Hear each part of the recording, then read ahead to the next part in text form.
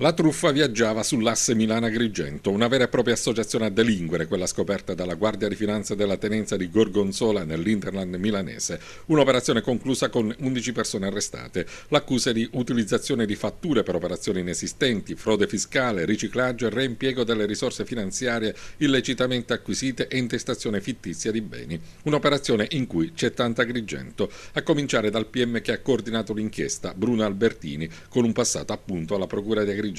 E sullo sfondo anche un omicidio, quello di Paolo Vivacqua, imprenditore originario di Ravanusa, ucciso nel novembre scorso a Desio.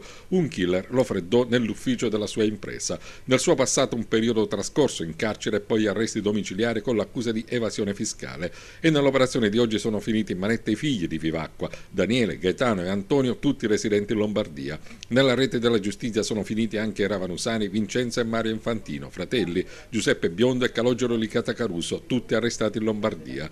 La coda agrigentina dell'inchiesta ha toccato anche Ravanusa e Canicattì. Qui stamani gli uomini della Fiamme Gialle al comando di Pasquale Porzio hanno messo le manette a Vincenzo Napoli e Vincenzo Scibetta. Numerose le perquisizioni effettuate nell'Agrigentino. Un'indagine partita un anno fa e che ha portato alla luce un'organizzazione criminale ramificata nel settore del commercio di materiale ferroso che attraverso la creazione di società cartiere, vale a dire prive di struttura imprenditoriale e rappresentante da prestannome, hanno fornito fatture per operazioni inesistenti a numerose società e ditte compiacenti con sede prevalentemente nel nord Italia.